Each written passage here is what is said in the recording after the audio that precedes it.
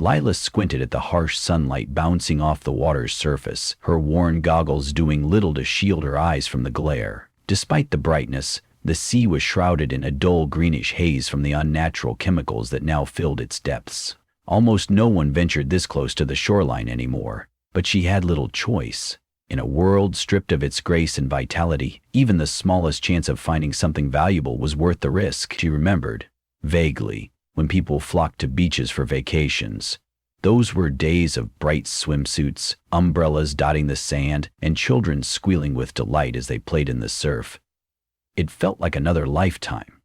Now the sun hung in a grayish-brown sky, and what remained of the ocean glowed in an otherworldly hue. The air reeked of rotten eggs and medicine remnants of the chemical war that had leached toxins into every corner of the planet. And so, Lila's father had always believed that if humanity was to survive, it needed the ocean. Its waters, no matter how tainted, represented an enduring frontier for resources. So, each day she came here, sifting through washed-up debris in search of anything salvageable. She tightened her scarf around her nose and mouth, then stepped carefully from rock to rock, keeping a lookout for the scuttling creatures that called this desolate shoreline home. Crabs had once been a normal sight, but these were no ordinary crustaceans. Their shells now had pitted patterns, studded with barnacle-like protrusions that emanated an eerie glow in the half-light. They scuttled hungrily across barren sand. Sometimes they attacked in swarms. She carried a makeshift spear for precisely that possibility, while most of her time was spent scavenging for any salvageable materials, metals, containers, equipment. She also watched for the mutated life that could prove lethal. The hush that blanketed the beach was broken only by the distant calling of gulls. Birds still survived, but they too bore marks of the chemical aftermath.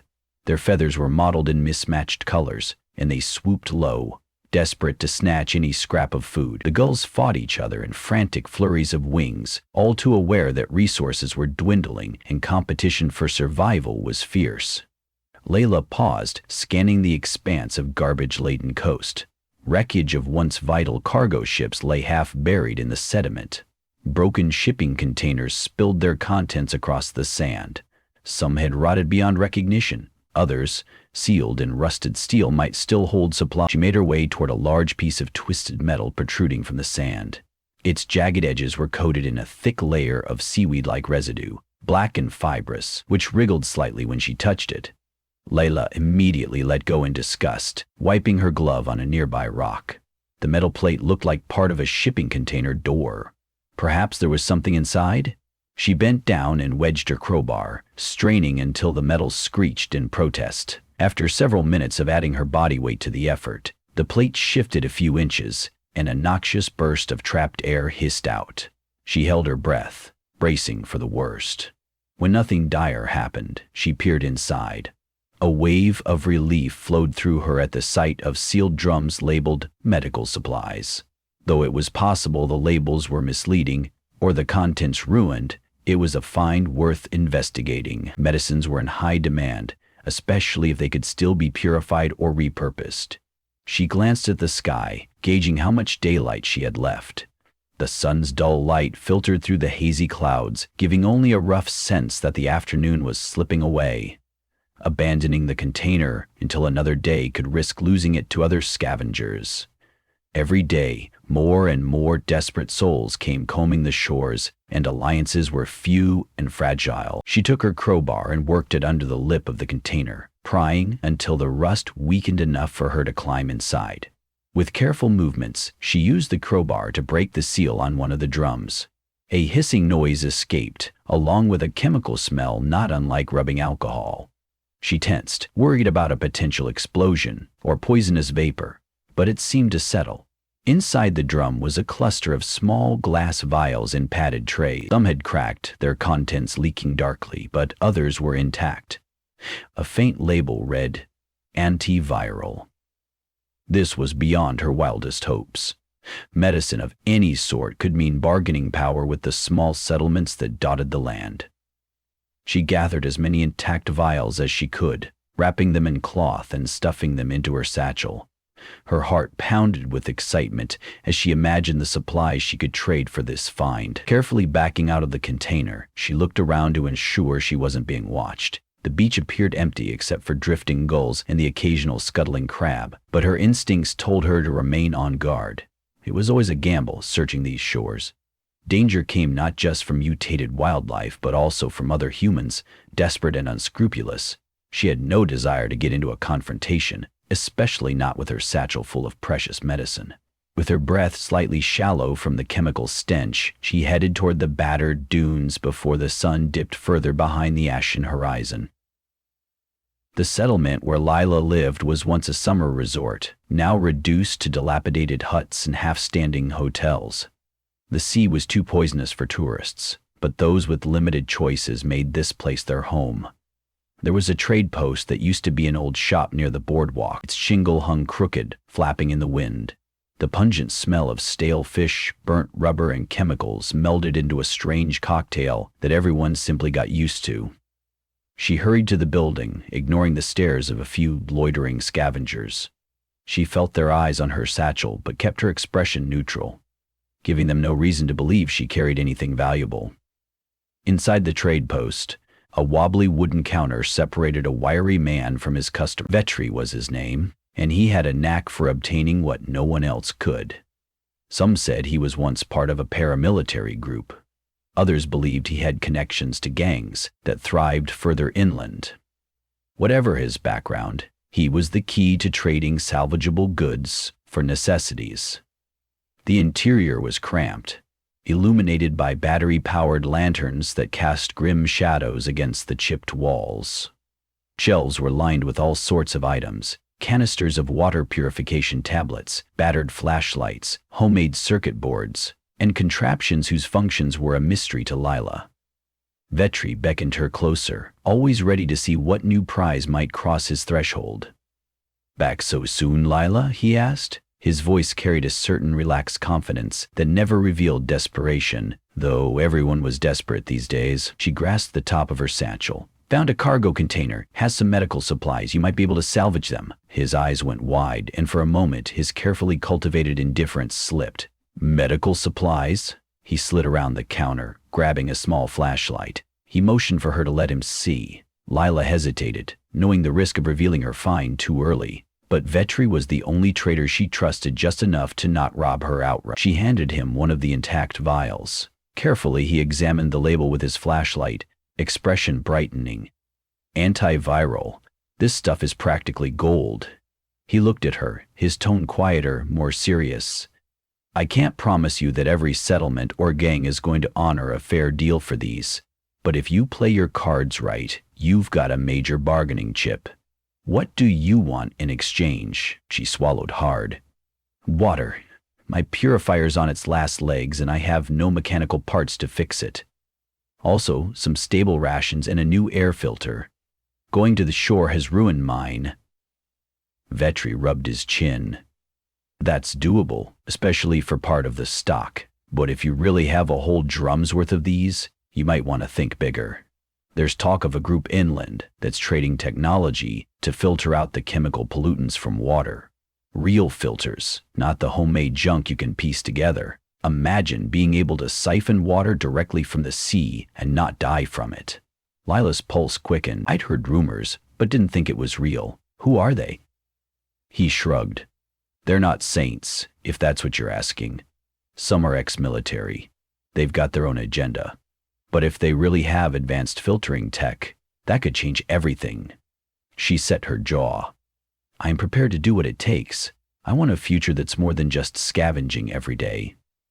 Vetri nodded slowly. He handed back the vial, then gathered some supplies and laid them carefully on the counter. 2 jugs of purified water, vacuum-sealed packages of preserved beans, a fresh air filter, and a small mechanical part that looked like it might fit a standard purifier. "Take these, call it an advance. You'll owe me a share of whatever larger deal comes from your medicine.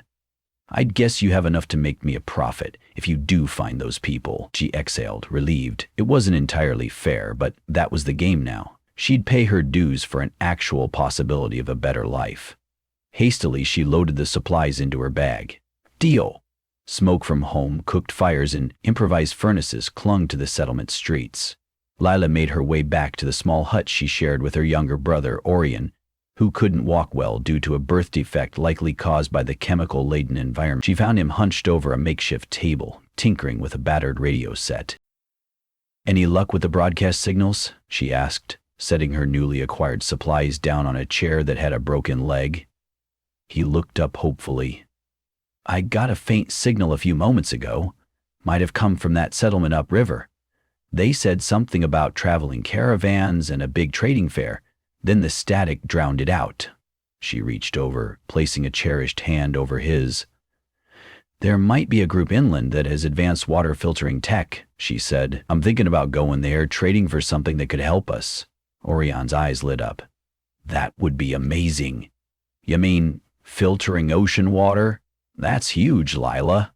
His enthusiasm was genuine, but his voice had a note of worry. "Wait, how far inland is it, and who controls the territory?" She took a deep breath. "I'm not exactly sure. Vetri only hinted at its existence. But if it's real, it could mean we don't have to keep living like this. You and I could have enough clean water, and maybe even treat the soil for crops." He glanced at her satchel. "I assume the goods you found are important. You think they'll pay that much for medicine?" She nodded. "It's antivirus medication. If it's still effective or can be refined, it's incredibly valuable, especially to whoever is trying to rebuild infrastructure. I just need to confirm they'll be willing to trade.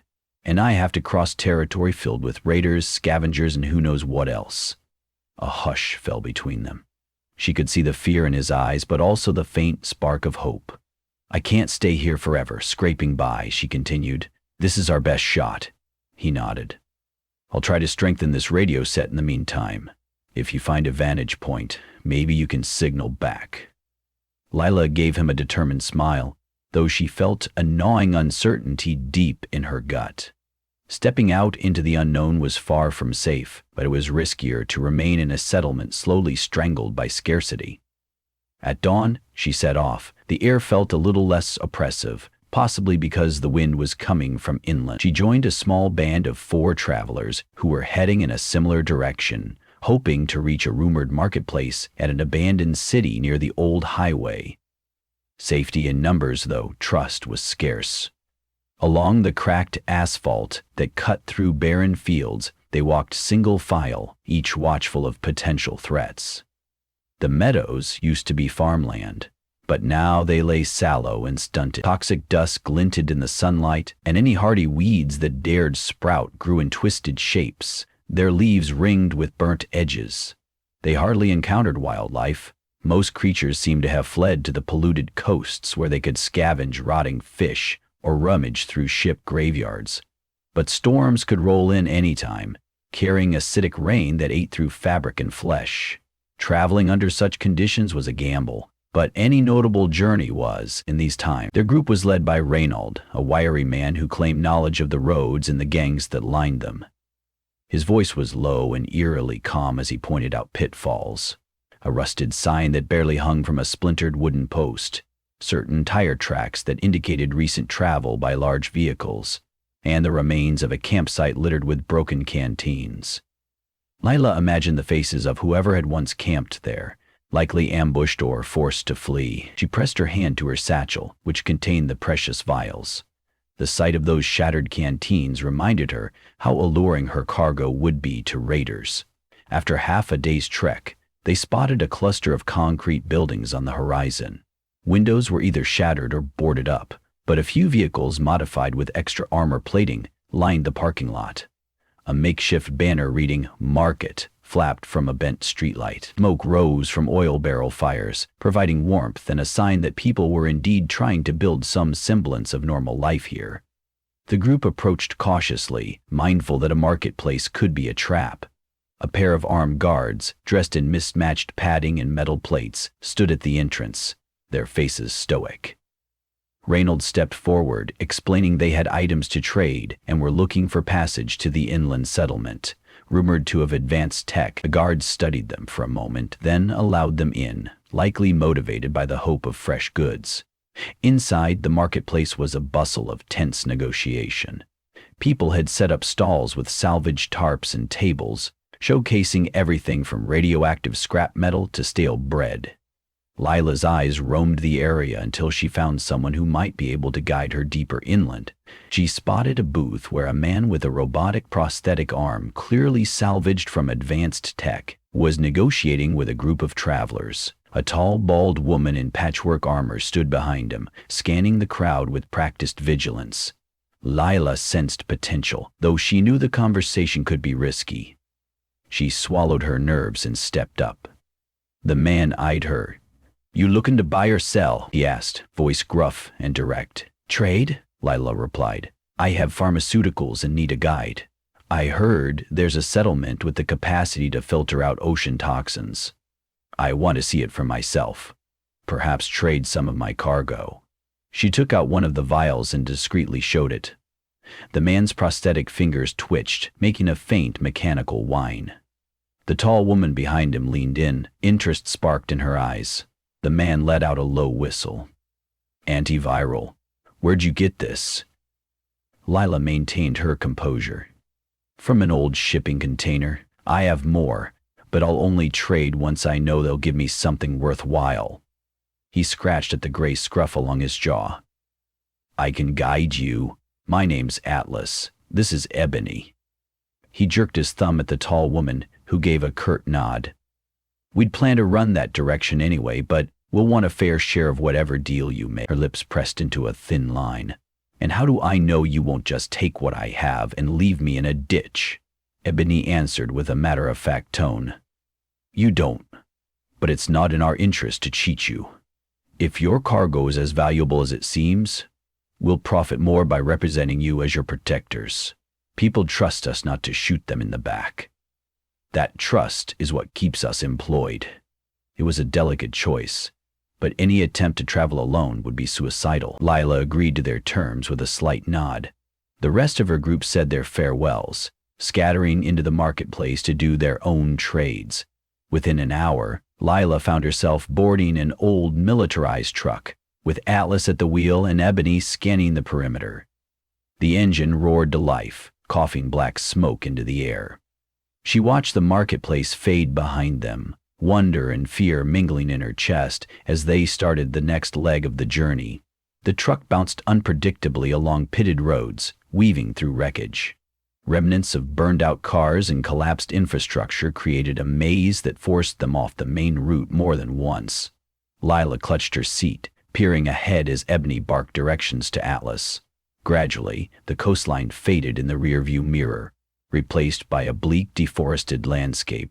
Occasionally, reflecting pools of standing water shimmered with a rainbow sheen of chemical residue. When they finally spotted a sign half buried but still faintly legible reading "Research Facility, 2 miles," Atlas slowed the truck.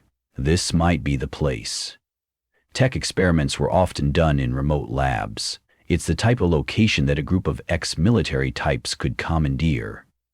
They proceeded cautiously. Ebony peered down the scope of her rifle, scanning for hostiles.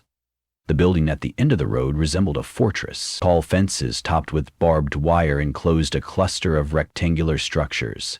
Floodlights, possibly powered by solar panels, suggested someone had the means to maintain electricity. They parked a short distance away, continuing on foot. Lila's heart thrummed, recalling Vetri's words. If these people could truly filter ocean water, they might hold the key to saving her settlement, and possibly countless others. But everything in this world came with a price. She steeled herself as they approached the gate, which was guarded by uniformed figures. They wore old military fatigues, their weapons maintained but battered, bearing signs of custom modifications. Ebony raised a hand in greeting, then murmured something to the guards. The exchange was tense, each side wary. Eventually, they were led into a courtyard littered with rusted vehicles and scraps of metal. A tall man with short cropped hair came forward, his posture straight with a disciplined air. "I'm Commander Whitaker," he said. "State your purpose." Atlas gave Lila a glance, letting her speak. She removed a single vial from her bag, holding it out. "I have a supply of antivirals. I heard you might have technology to filter out toxins from seawater." "I want to make a trade." Whitaker's expression shifted almost imperceptibly. Medicine, we can always use that, especially since many in our ranks are falling ill from the environment. He paused, considering. We've developed advanced filters, yes. Our scientists were working on it before the war. They succeeded in early prototypes. But producing them in large quantities is no small feat. So, what exactly do you propose? Lila inhaled, forcing clarity into her voice. I have enough antivirals that could help many of your people. In exchange, I want at least one functioning filter. And if the technology can be adapted for larger scale use, I'd like my settlement to get some share of that. Even just a single filter system could change the fate of dozens of families. Whitaker's gaze hardened. We don't do charity. Are you prepared to work with us under certain conditions? We control the distribution. We might require a portion of your settlement's resources or labor in return. She considered her response. It was a painful negotiation, but she was determined. If it means my people get clean water, we'll find a way to meet your terms. But I'll only hand over the medicine once I see that your filter works. A tense smile curved across Whitaker's lips. Fair enough. Follow me. He led them into one of the facility buildings that still had intact windows. The white-tiled corridors were lined with flickering fluorescent lights, powered by an impressive generator humming in the background. They passed a series of doors labeled with faded words like Lab A and Biohazard. Eventually, they reached a large room housing a hulking apparatus of pipes, cylinders, and tubes connected to a transparent tank the size of a small swimming pool. A few figures in lab coats bustled around, checking dials and scribbling notes. Lila's breath caught at the sight of a swirling greenish water being pumped through the system. On the other side, the outflow streamed crystal clear into a waiting storage container. Whitaker motioned to a scientist, a tired-looking woman with her hair pulled into a tight bun. Dr. Ellis, show them the filter output. Dr. Ellis nodded, flipping a switch. Machinery clanged, and the swirling water traveled through the tubes, passing through multiple filtration stages. Finally, a tester gauge beeped, and Dr. Ellis read the display. Chemical contaminants below threshold levels, she said. It's potable. She then held up a small glass, letting them see the transparent liquid. Lila stared at it with awe. This is incredible, she said quietly. For so long, the idea of having clean water directly from the sea seemed like a fantasy. Whitaker turned to her. Now you understand why we're protective of our technology. We didn't just stumble upon it. Our scientists nearly died researching it. We've lost people to sabotage, infiltration, you name it. But if you hand over those antivirals, we can discuss how to set up a unit at your settlement given that we receive compensation. Her chest felt tight, but this was the bargain she'd risked everything to strike. She nodded, unfastening her satchel. I'll give you the vials. In return, I want a demonstration unit capable of sustained operation, and I'll guarantee you fair trade in the future. Food, labor, anything we can spare. I only ask that if we can replicate this technology, we distribute it as widely as possible. Whitaker's eyes flicked to Atlas and Ebony, then back to Lila. A silent tension hung in the air. We'll see about that last part, he said, one step at a time. They hashed out the details in an impromptu meeting room, each side laying out conditions in a voice that was clipped but not aggressive. Whitaker insisted that, for security reasons, lopsided. Only a small contingent of his engineers would accompany Lila back to the coast to install the filter. In addition, her settlement had to send regular shipments of salvage metal and labor to help maintain the filter. Some part of Lila balked at the agreement, feeling it was lopsided in the facility's favor. But her mind drifted to her brother, to the families in her settlement whose children were sick and the lungs that ached every time they breathed in the poisonous sea air. This was the best chance they had.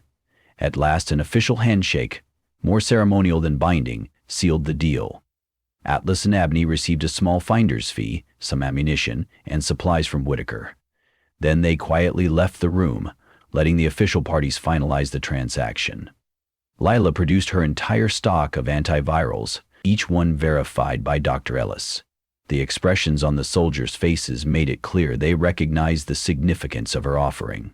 With these vials, desperate illnesses among their ranks could be held at bay. By the time she finished, exhaustion weighed on her limbs. But as she stepped out of the facility into the courtyard, an unlikely optimism filled her chest.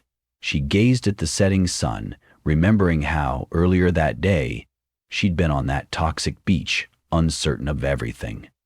Now, she had secured a chance, maybe small, but real for her people at the coast, to have a future without thirst, illness, and endless scouring for water. Atlas and Ebony were waiting by their truck, the engine idling softly. Lila approached, letting the late afternoon light warm her face. "So," Ebony said, leaning against the door, "did you get what you wanted?" "Yes," Lila answered softly, "or at least the beginnings of it. By tomorrow, a few of their engineers will set out with me to my settlement. We'll start installing a filter, and if it works—" Her voice trembled slightly with the weight of hope. "We could rebuild, maybe even fish in the sea again someday, assuming we can solve the toxicity for marine life." Atlas exhaled, scanning the horizon. "Well, at least you'll have drinking water. Good luck with all that. We'll be heading our own way, but if you ever need to hire us again—" Lila offered them a grateful look. "You kept me safe. That's more than I could have asked for in this world." The pair gave small nods. Ebony climbed into the passenger seat and Atlas slipped behind the wheel. The truck rumbled away, spitting gravel as it disappeared down the dinted road. For a moment, Lila felt alone, overshadowed by the barbed wire fences and the watchful gazes of the soldiers. But it was a better loneliness than she'd known before, because it was tinged with promise. She lingered outside, letting the sun sink, painting the sky with streaks of purple and orange. Tomorrow she would guide the facility's engineers to the coast. She thought about Orion back in their crumbling hut, and how his eyes would light up when she told him what she'd accomplished. She pictured the dilapidated trade post, how Vetri would grin at the cut of her deal, scoffing or praising her. She wasn't sure which. She imagined the battered houses lining the shore, the people so worn by despair that they rarely smiled. How would they respond to bright, clean water pouring from a filtration system? In this new poisoned world, one fleeting success did not guarantee long-term survival. The seas were still toxic, the land scarred, and human greed and desperation thrived. But standing amid the fading light and the constant hum of generators, Lila allowed herself a rare moment of hope. She had taken a step that day, one that might spark a series of changes. Perhaps, with perseverance and cooperation, they could mend more than just the water. Perhaps they could begin to mend what was left of their fractured humanity. She turned, heading back inside to find a place to rest. Tomorrow, a caravan with armed guards and engineers would begin its journey to the coast. A new page had turned, and though the ocean was still poisoned, she had planted the seeds for a better tomorrow. If there was a path to restoring life to the battered shores, she would walk it, no matter how treacherous, until there was a future worth living for.